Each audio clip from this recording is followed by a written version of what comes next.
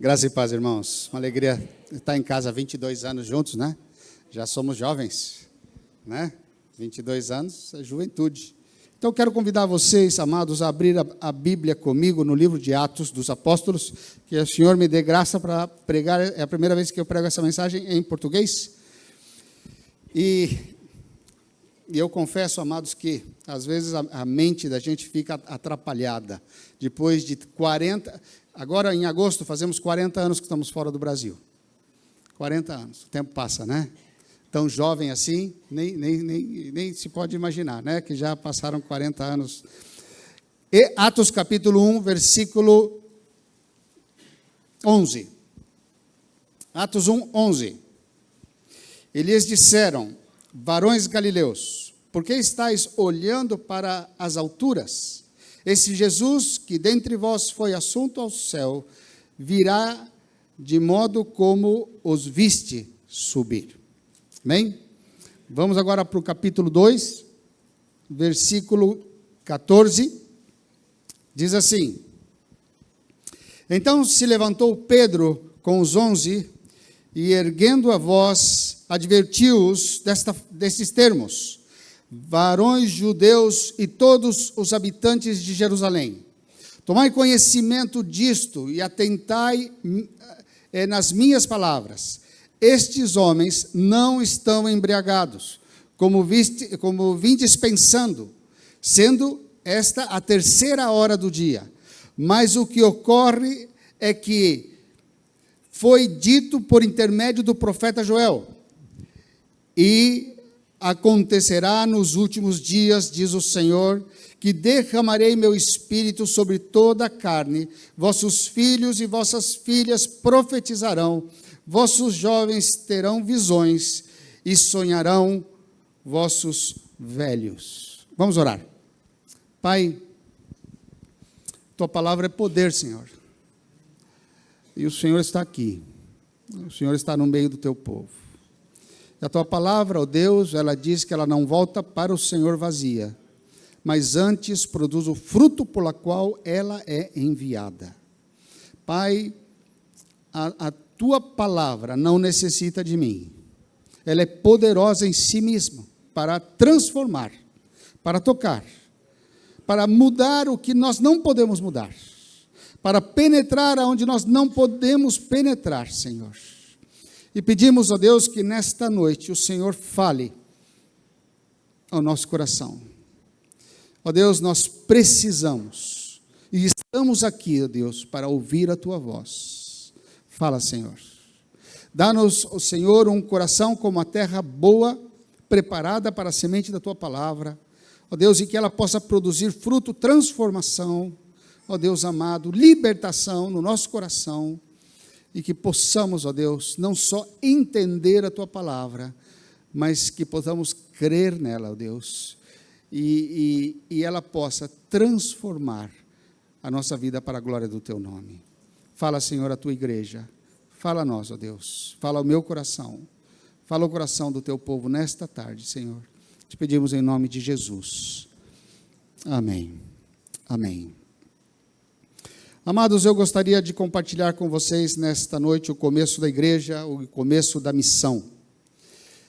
O teólogo que morreu não faz muitos anos atrás, chamado John Stott, não sei se já ouviram falar dele, né? Ele tem vários livros que são muito bons.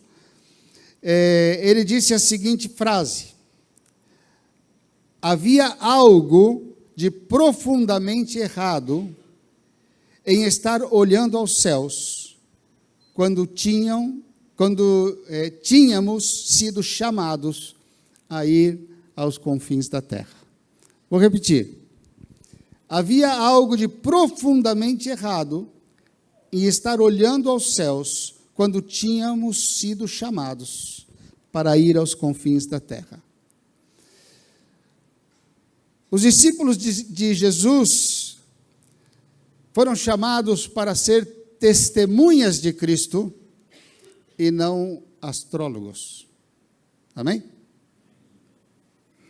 Amados, a igreja do Senhor muitas vezes tem caído em dois extremos. E esses dois extremos eles não estão corretos. De alguma maneira, querem, por um lado, o reino de Deus aqui e agora, como ele disse no versículo 6, quando eles perguntaram para Jesus, no capítulo 1, então, os que estavam reunidos perguntaram: Senhor, será este o tempo em que restaurarás o reino de Israel? Eles perguntaram: aqui agora você vai reinar sobre Israel? Eles pensavam que ele restauraria o reino de Deus naquele momento, naquela hora e naquele lugar. E por outro lado, existem aqueles que ficam com a cabeça nas nuvens, simplesmente vendo a sua relação pessoal com Deus e nada mais. E toda a sua vida e o seu evangelho, a sua vida cristã está voltada naquilo que ele necessita, no que ele precisa, no que ele deseja, e está centralizada na sua relação pessoal com Deus. E isso nós vemos nas palavras dos anjos, quando disseram a eles, né? Por que vocês estão olhando para as alturas? Por que vocês estão olhando para os céus? Amados, a igreja não foi chamada a lutar politicamente, a igreja não foi chamada para simplesmente fazer uma obra social neste mundo, nem, amados, para ficar fechada num monastério como no passado. Os monges entendiam e se isolavam de todos e ficavam fechados num monastério, ou estar pregando simplesmente com respeito à nossa relação pessoal com Deus, que é importante, mas não é essa a nossa tarefa. De estar simplesmente pregando somente a nossa relação pessoal com Deus, e tratar de uma relação emocional com o Senhor, muitas vezes transformando isso em mensagens de autoajuda, em mensagens de motivação, e tantas outras coisas que estão surgindo hoje em dia, os coaches que vão estar animando você: você pode, você é capaz, você é importante, você é fenomenal, você é um campeão. Eu não vejo o Senhor falando isso para os seus discípulos, né? Amados, no versículo 11, nós vemos os anjos exortando os discípulos a colocarem a mão no arado. Por que vocês estão olhando para os céus? É o que foi, o que subiu, ele vai voltar. O que subiu, ele vai voltar. Vocês têm que trabalhar. Vocês têm que pôr a mão no arado, na obra. E que obra? Na obra que Jesus havia dito a eles antes de partir. Ele disse aos seus discípulos: ide por todo o mundo e fazei discípulos de todas as nações. De todas as nações. Amados, quando os anjos dizem isso, eles estão dizendo que nós devemos trabalhar. E em seguida, o texto de Atos, ele diz que os discípulos de Cristo estiveram orando no aposento alto, esperando uma promessa de Deus. E isso nos ensina, amados, que o trabalho que o Senhor demanda de nós, ele começa com oração. Ele já nos ensina que tudo começa com uma vida de oração. Foi quando oravam que foram revestidos de poder, foi em oração que eles foram capacitados para realizar a missão, foi orando, amados, que eles foram cheios de autoridade para poder completar ou fazer a missão que o Senhor desejava deles, na oração. E não existe, eu creio que existem duas coisas mais atacadas na vida da igreja, e a primeira delas é a vida de oração. Verdade ou não? Quem não tem luta para orar? Oh, Senhor, o termômetro de uma igreja não é o culto de domingo. O termômetro de uma igreja é a sua reunião de oração. Aí nós vamos ver, amados, o termômetro desta igreja. O termômetro de um cristão não é o seu conhecimento bíblico, mas é o seu tempo de oração. E por esta razão existe tanta luta, amados, tanta luta. Amados, uma igreja que ora, ela é revestida de poder para poder realizar a missão. Cada crente que ora, ele é revestido de autoridade do Espírito Santo para testemunhar de Cristo. Para testemunhar de Cristo com a sua vida, com as suas palavras, com as suas ações. Ele tem a autoridade de Deus. Se você vê lá no capítulo 1, versículo 14, diz assim: todos estes perseveravam unânimes. Em quê? Na oração. Oração não é eventual. Oração não é só quando as coisas ficam difíceis, porque parece que quando as coisas ficam difíceis a gente lembra de orar. Não é verdade? Mas eles perseveravam na oração. Na oração. Com as mulheres, com Maria, a mãe de Jesus, e com os seus irmãos. Eles perseveravam na oração, amados. Eles estavam unânimes orando, esperando a promessa do Espírito. A promessa que o Senhor havia dado, que enviaria o Espírito sobre eles, que eles seriam revestidos de poder para poder realizar a tarefa.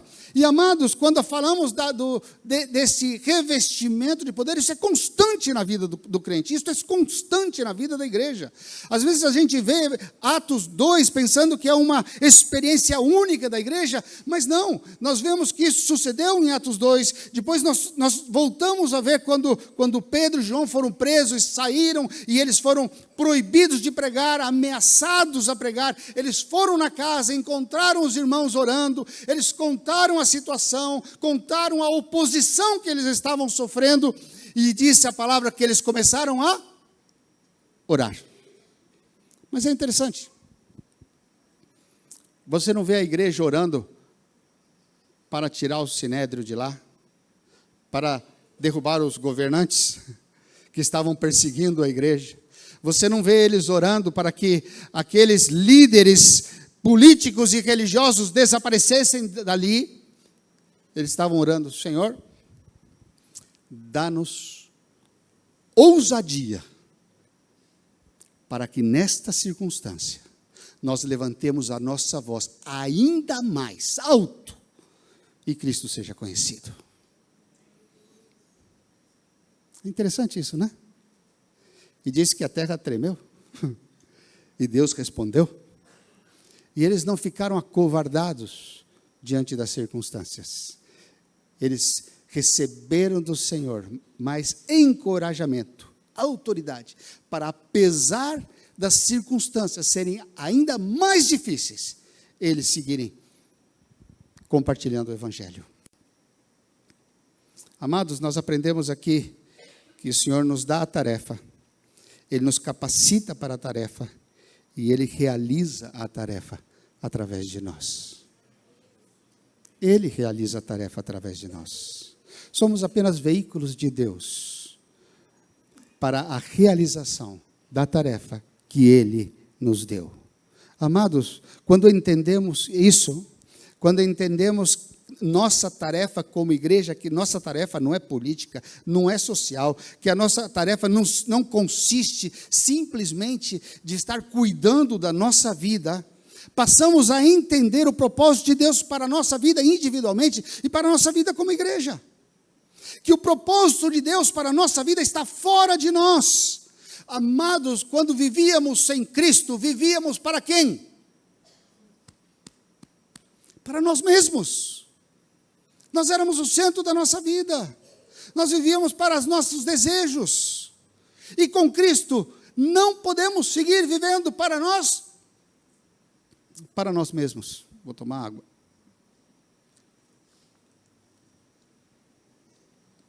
Não podemos seguir vivendo para nós mesmos. E como igreja missionária, sempre temos que avaliar. Avaliar. Aonde estamos? Onde está a nossa vida? Como eu estou? Que evangelho que eu estou vivendo? Que evangelho estamos vivendo como igreja? Será que estamos vivendo simplesmente um evangelho preocupado com algo social ou simplesmente estamos só pensando em nós mesmos? Nós temos que avaliar sempre e seguir avaliando as nossas vidas.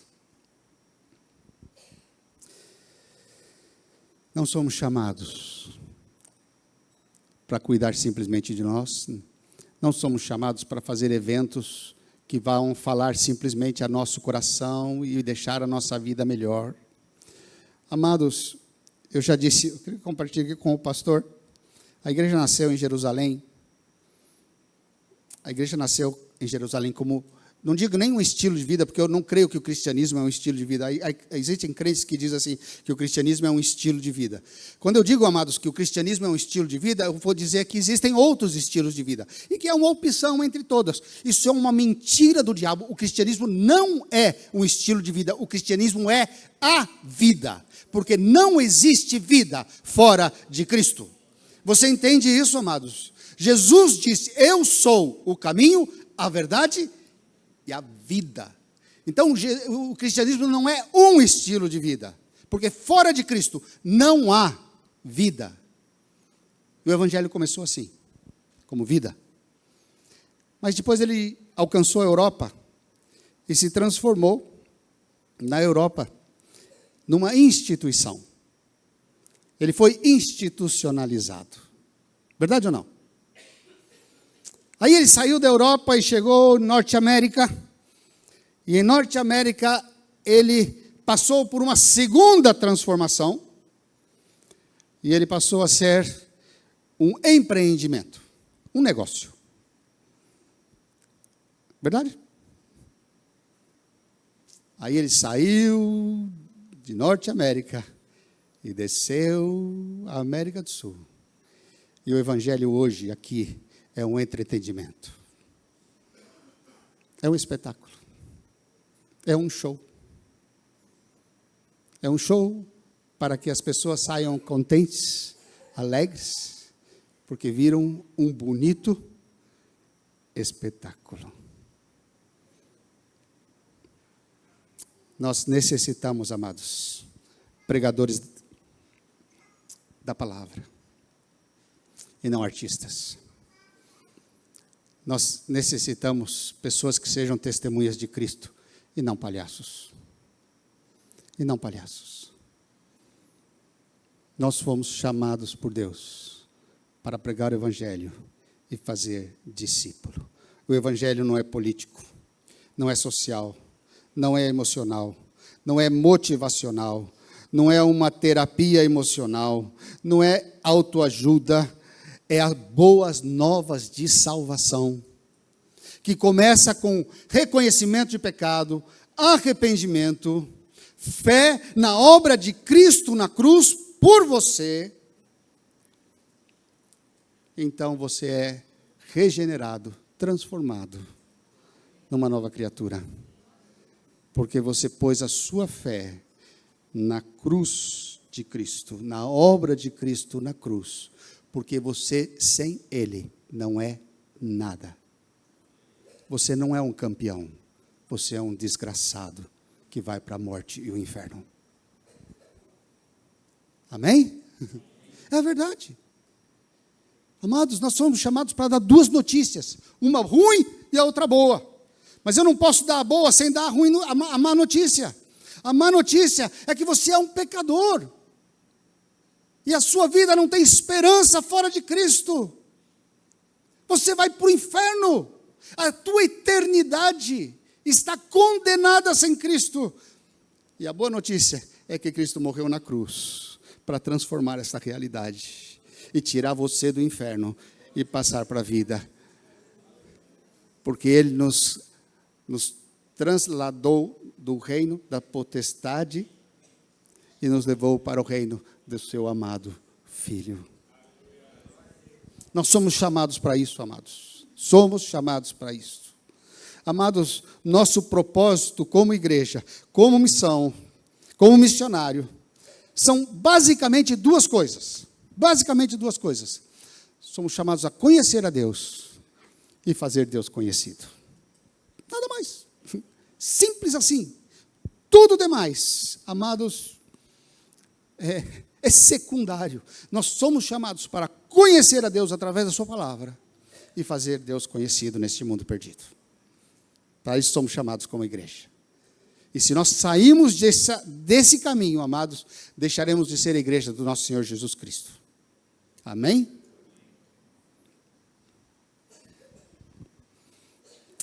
Hoje em dia tem muita gente fazendo qualquer outra coisa. E para que nós não caímos, quizás, e deixemos o ministério pelo qual fomos chamados, e comecemos a fazer qualquer outra coisa, que é mais um mistério que um ministério. Amados, temos que orar. Temos que orar. Estar debaixo da direção de Deus, da capacitação do Espírito, da direção da sua palavra. E é isso que eles estavam fazendo, eles estavam orando. E aí então nós chegamos no capítulo 2. O que sucede no capítulo 2? Aqui vemos o nascimento da igreja.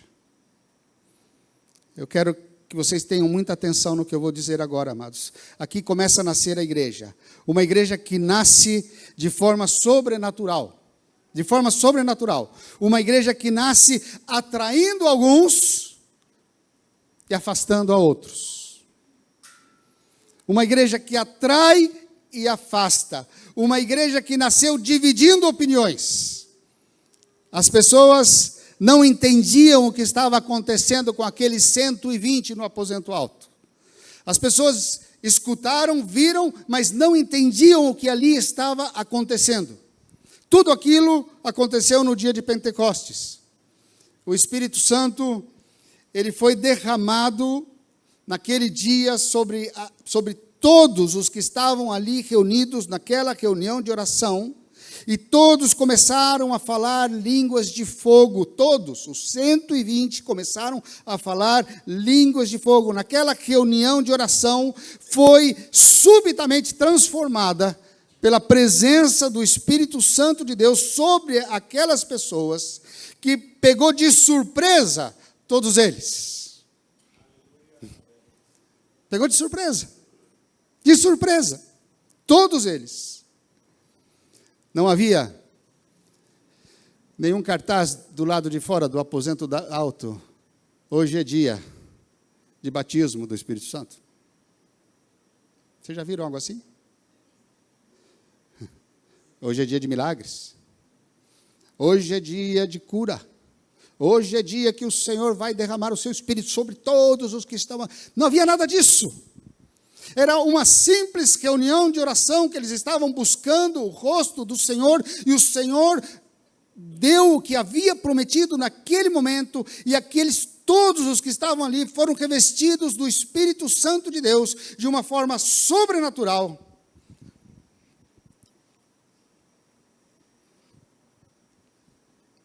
Amados, isso não sucedeu, bom, daquele jeito, daquela forma, sucedeu ali. Mas isso nós vemos na história da igreja muitas vezes.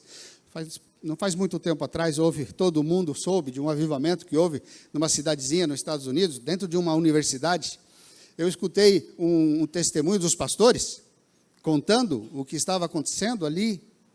E eles contaram que, como todas as reuniões naquele dia, estavam ali os jovens cultuando a Deus, e fizeram a reunião e tiveram uma leitura bíblica, e teve um que compartilhou algo dentro do que estavam acostumados a fazer.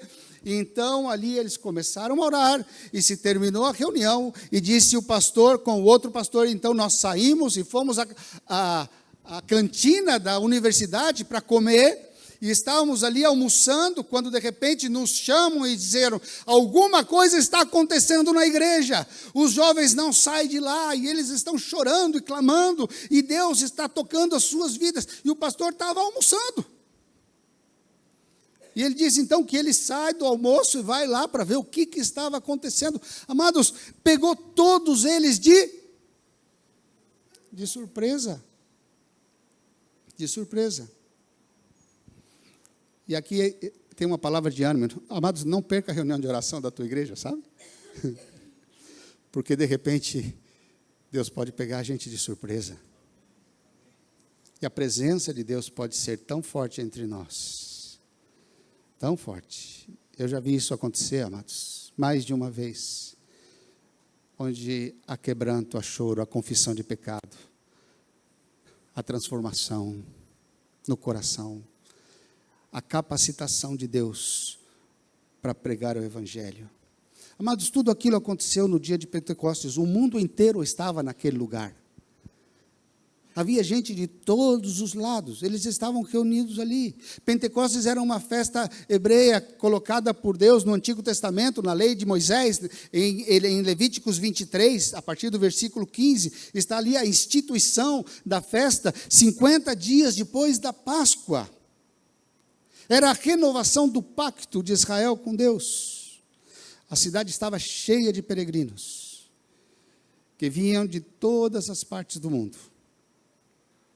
E neste momento, o Espírito Santo desceu, apareceu, surgiu, na vida daqueles 120, que estavam ali. E todos eles foram cheios do Espírito Santo e manifestaram-se em línguas estrangeiras, e cada um de cada parte do mundo que estava lá podia entender o que eles estavam falando no seu próprio idioma. No seu próprio idioma. Uma manifestação milagrosa de Deus, revelando dessa forma o alcance mundial daquela igreja que estava nascendo.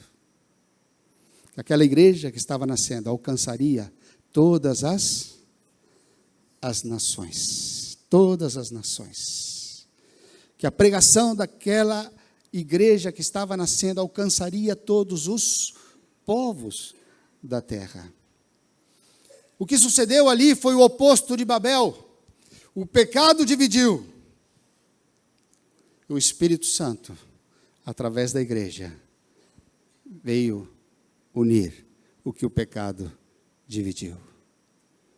Em Granada a gente vive um pouquinho disso. Nós somos 15 países diferentes na igreja. É uma festa, né?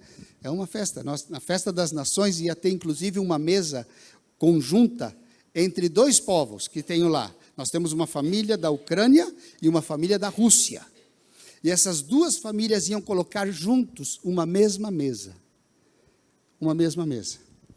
Mas aí naquela semana antes da festa, o irmão da senhora da família russa, ela recebeu a notícia que ele morreu na guerra.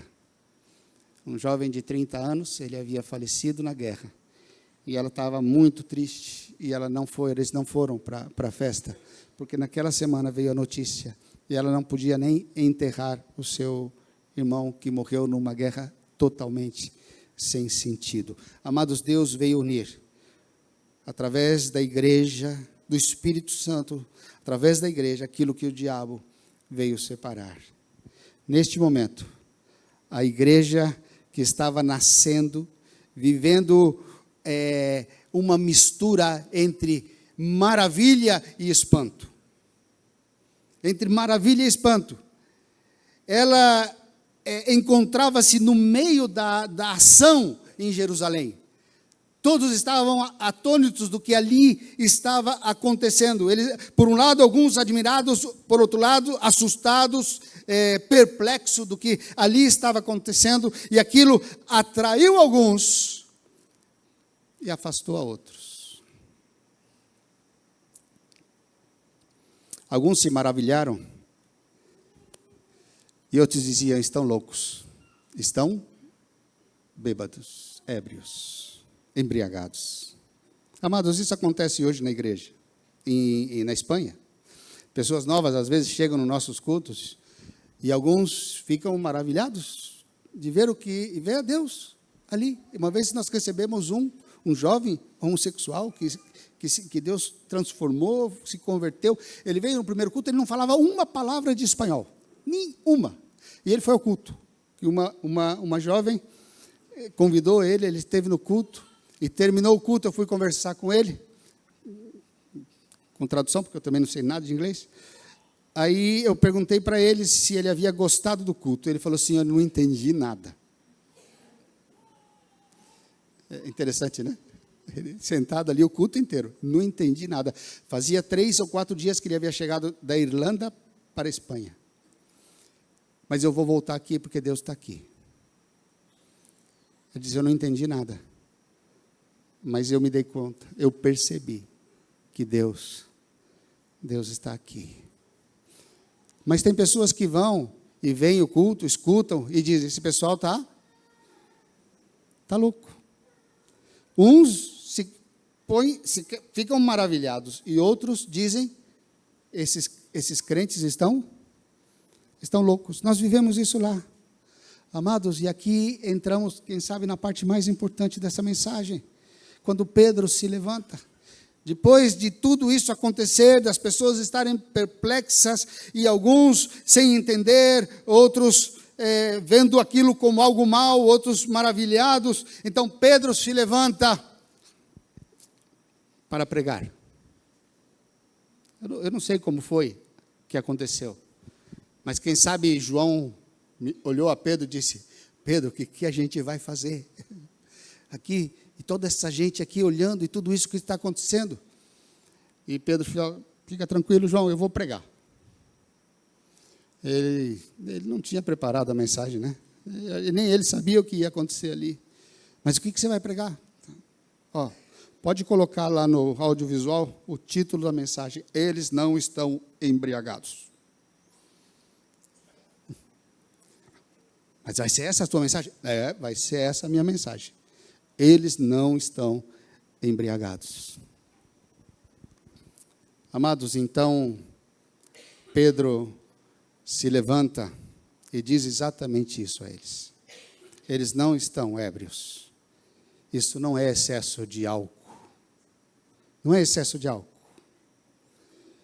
Isso é profecia cumprida. Esse é o cumprimento da profecia.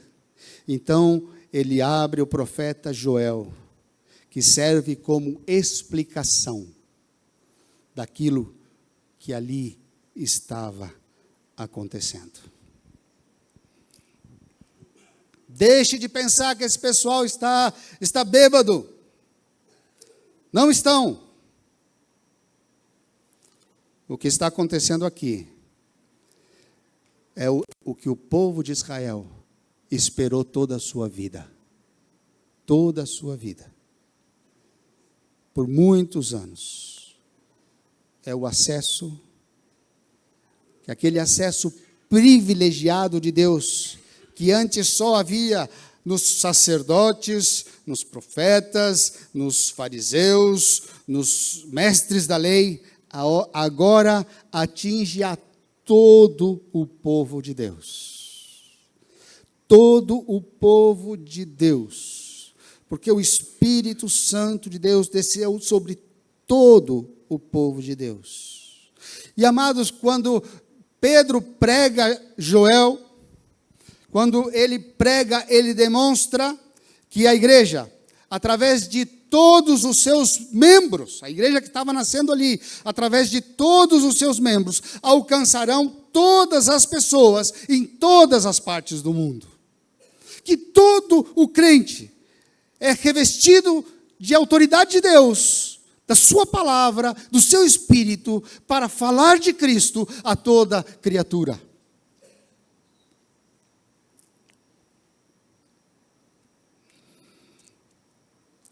Amados, foi a explicação do texto de Joel que colocou ordem na desordem. Verdade ou não? Sim? Foi a explicação do texto de Joel que colocou ordem na desordem. Na desordem. Que colocou compreensão na confusão. Havia uma confusão. E ao explicar a palavra de Deus, houve compreensão daquela confusão. Se não fosse a explicação do profeta Joel, aquele acontecimento teria sido interpretado como um grupo de pessoas embriagadas. embriagadas, naquela hora do dia. Naquela hora do dia. Amados, sem a palavra de Deus, sem a leitura da palavra de Deus através da igreja, sem a sua exegese correta, a sua correta interpretação, ficamos abandonados à nossa própria interpretação dos acontecimentos. Somos abandonados à nossa própria interpretação dos acontecimentos. E podemos entender tudo de forma errada. Tudo de forma errada. Porque a nossa compreensão, primeiro, ela é limitada. E segundo, ela é contaminada com o pecado. Então, nós precisamos da palavra de Deus para poder entender. Vocês querem ver algum exemplo disso? Eu vou dar alguns exemplos disso. Primeiro exemplo, eu quero dar. Jesus aparece andando sobre as águas no mar da Galileia. Os discípulos já estavam no mar. Homens étios e direitos, fortes, valentes. E vem Jesus andando sobre as águas. O que eles pensaram que era? Um fantasma. Eu não sabia que eles acreditavam em fantasma.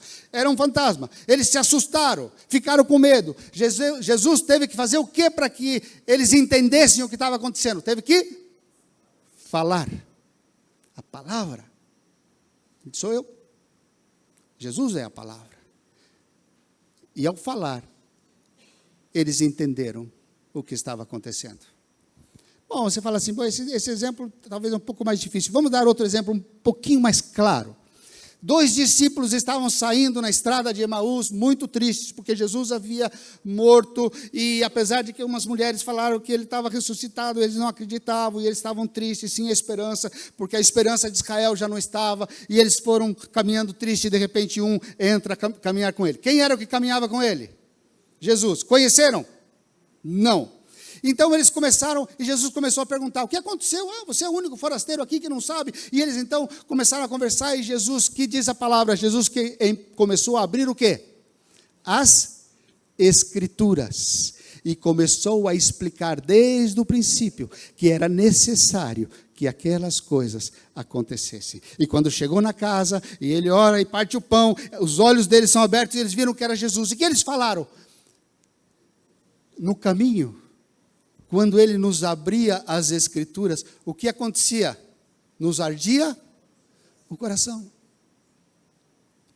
Amados, a palavra de Deus dá entendimento às coisas. Outro exemplo. Vamos agora num exemplo para a nossa realidade de igreja. Outro exemplo. Por exemplo, você vai na igreja e começa, em vez de olhar a Cristo e adorar a Cristo, você começa a olhar as pessoas. E quando você começa a olhar as pessoas, amado, sabe o que acontece? O que você vai encontrar nas pessoas? Os defeitos, exatamente. Você começa a olhar os defeitos da pessoa e vai encontrar um montão. Um montão. E se olha muito o pastor, eu estou na casa dele. Não, estou brincando, hein, pastor? Mas você vai olhar as pessoas e vai encontrar um montão de defeito. E vai falar, esse é assim, aquele é assim, o outro é assim. Né? Uma vez uma pessoa falou para mim lá na igreja, eu não vou mais nessa igreja porque todo mundo lá é falso. Eu falei, irmão, pode vir, tem lugar para mais um.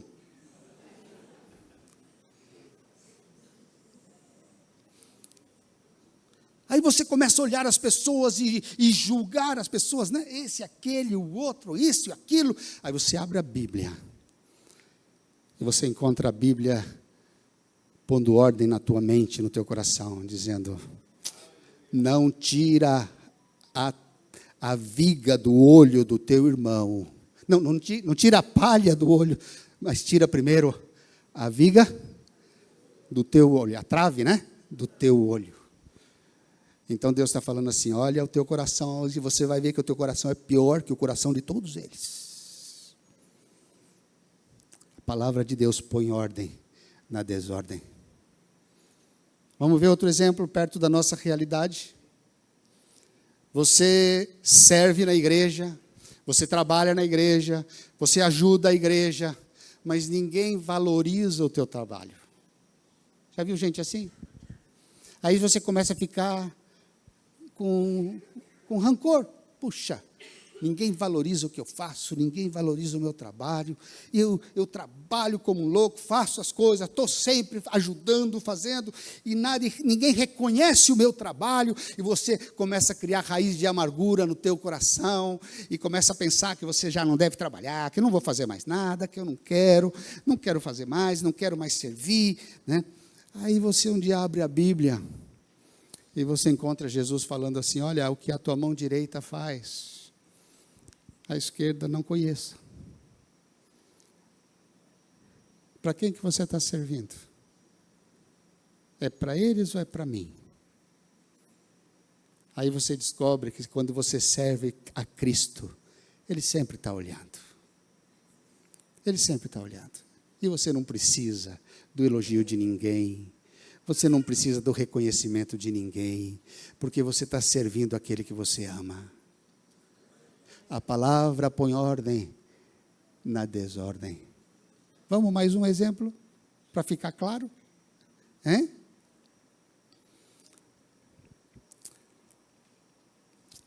Quem é o pastor para ficar falando desse jeito? Quem é o pastor? Quem é o pastor para que a gente tenha que ficar escutando ele? Aí você começa a ver que essas autoridades, esse pastor, não tenho que ficar dando ouvido para pastor. Aí você abre a Bíblia e encontra a palavra de Deus dizendo, honra seus pastores, aqueles que presidem, porque eles velam por vossas almas, porque eles vão prestar conta sobre a sua vida. Aí você começa a ver que existe um peso maior sobre a vida deles, e que Deus vai cobrar deles mais do que Ele vai cobrar de mim. Aí você começa a entender o lugar de importância dele, que Deus colocou, e Deus começa a falar no teu coração, para de falar mal do pastor, ora por ele. Ora por ele. Seja a coluna ao lado dele. A palavra de Deus põe ordem na desordem do nosso próprio coração. Amados, sem uma igreja bíblica que abra a Bíblia, impedimos que a verdade possa chegar à mente e ao coração das pessoas. O que vai chegar à mente e ao coração das pessoas é qualquer outra coisa, mas não a verdade.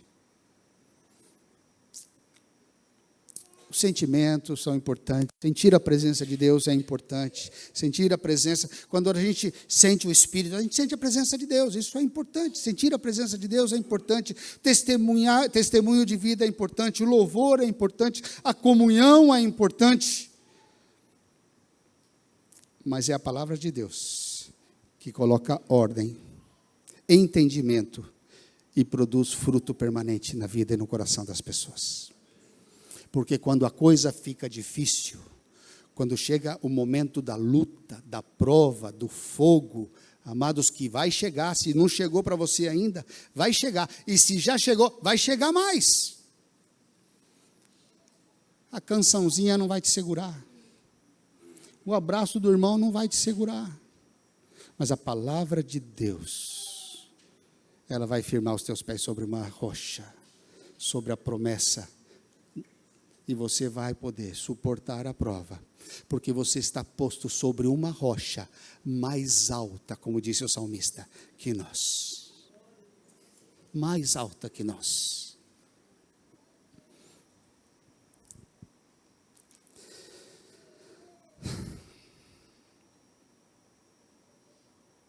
Eu não sei nem onde eu estou, irmãos.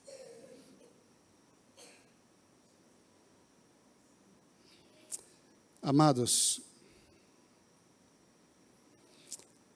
quantas pessoas são na Espanha que creem que nós somos uma seita, somos uma minoria, não somos igreja, pelo fato de que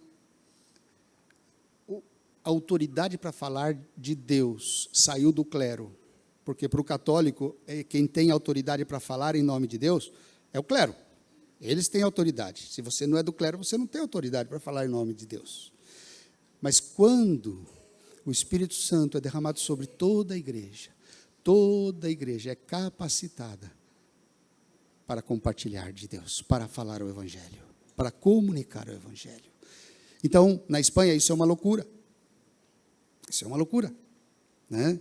Mas é isso que Deus fez, porque a igreja, o Senhor da igreja, é Ele mesmo, é Cristo Jesus. Ele é o Senhor da igreja.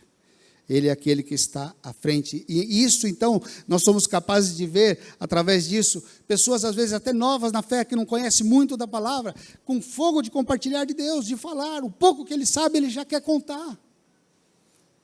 Mas pessoas que estão há anos na igreja, que da sua boca não sai nada de Deus. Nada. Você conversa com ela, ela fala de tudo, mas não falará nada de Deus. Uma vez eu cheguei para um familiar meu, amados, em São Paulo. Eu cheguei e falei assim: conta para mim algo que Deus fez na tua vida essa semana.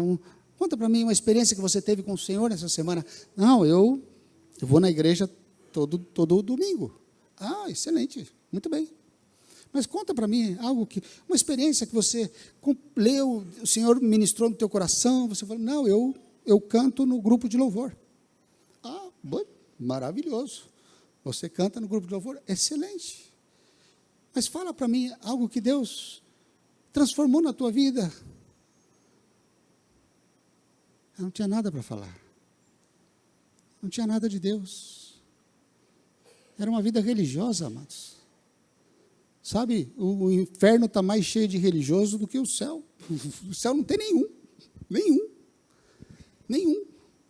Amados, quantos são aqueles que não falam nada de Deus? Que evangelho você tem? Que evangelho você entendeu? Que evangelho você creu? Porque o evangelho é poder de Deus para salvar e transformar.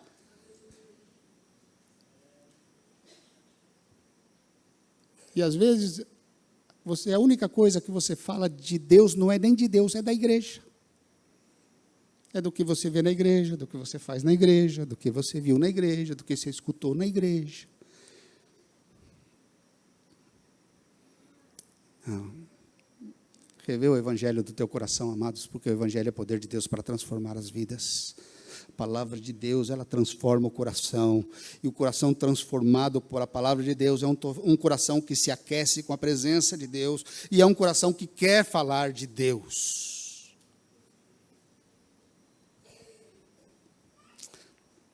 Eu vou terminar, amados.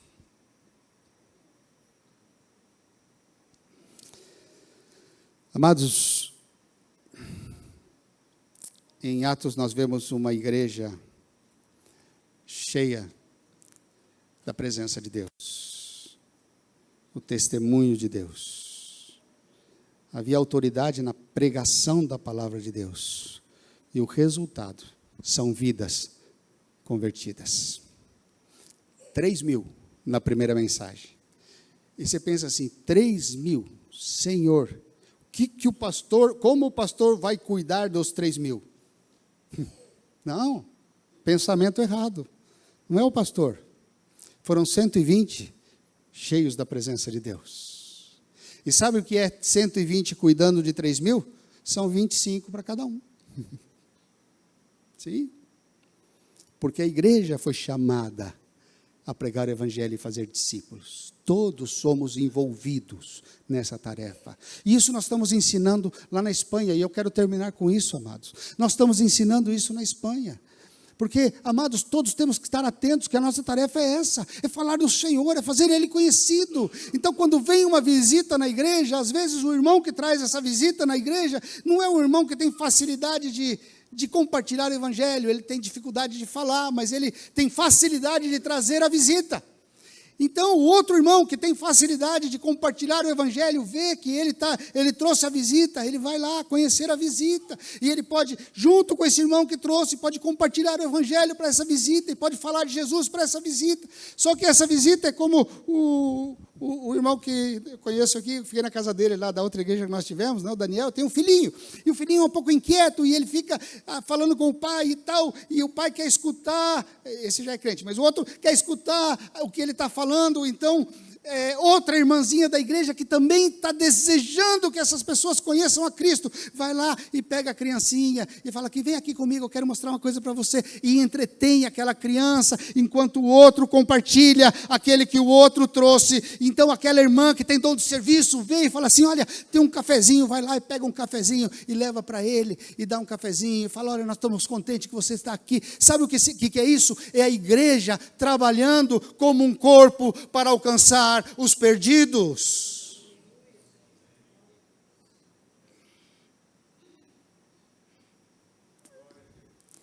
Esse é o Evangelho. Isso é a igreja. Não é o pastor que tem que fazer, que tem que pregar e que tem que encher a igreja. Ou não são os pastores que tem que fazer todo o trabalho para que vocês fiquem contentes de ver a igreja cheia.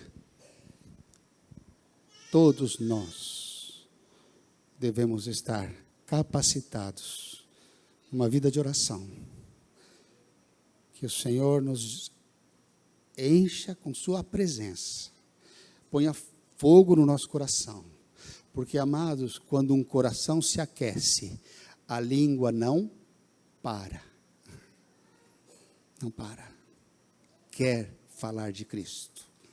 Como disse o salmista, a minha boca é apenas a pena nas mãos de um ligeiro escritor. Que a nossa língua seja essa pluma, pena, em português, pena, que possa estar na mão de Deus para escrever o Evangelho no coração das pessoas. Esse é o teu Evangelho, amados. A pergunta que eu faço nessa noite é: como está teu coração? Talvez você vai dizer hoje, pastor, eu fui assim, mas faz muito tempo que eu não sou assim. Pastor, eu comecei a acreditar em tantas mentiras, e nessa noite eu fui confrontado com a tua palavra. E eu quero tirar essas mentiras do meu coração. Talvez você, nessa noite, está entendendo que, na verdade, quem sabe você nunca conheceu a Cristo. O que você conheceu foi uma religião. Uma família nova lá na igreja em Granada, o pastor João falou para ela assim: você já nasceu de novo, você teve uma experiência do novo nascimento no seu coração, você sentiu que Deus faz parte da tua, seus pecados foram perdoados e você tem uma nova vida em Cristo. Ela falou: não, eu nunca tive essa experiência. Eles vieram para a nossa igreja de outro país e já queriam tocar no louvor. E nunca tinham nascido de novo. Mas teve a coragem de dizer: eu nunca tive essa experiência. Amados, quem sabe você tem que ter hoje essa coragem de dizer: eu cresci numa igreja, nasci numa igreja e nunca tive essa experiência. Não importa quantos anos você tenha. Você pode ser um adolescente, um jovem, ou você já pode estar ali, como disse o outro missionário, amigo meu, Guilherme, nós já estamos com um pé na cova e o outro na casca de banana.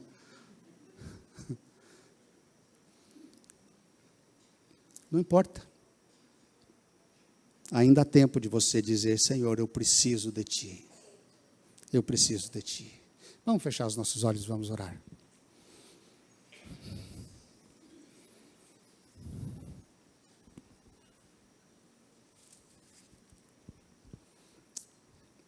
Amado, eu quero que você faça a sua oração nesta noite, nas mãos do Senhor. Que você diga a Ele a realidade do teu coração. A palavra foi aberta, foi exposta. Ela tirou a confusão daquele lugar e hoje ela quer tirar a confusão da tua mente e do teu coração. Para que ele seja transformado e você seja capacitado para ser usado pelo Senhor.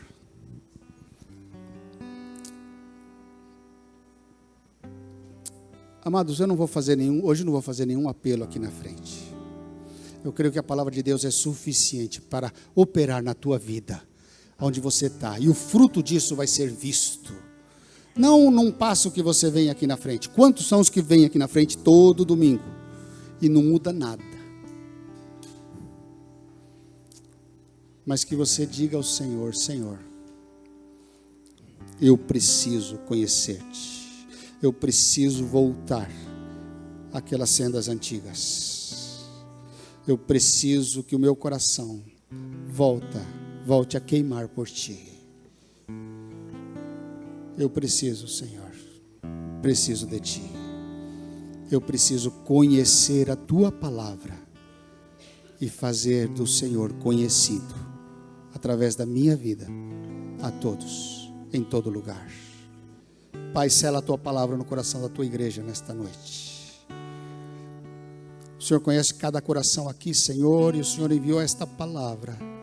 E eu quero pedir a Deus que esta verdade transforme nesta noite realidades, vidas, morte à vida, maldição à bênção, inferno à eternidade.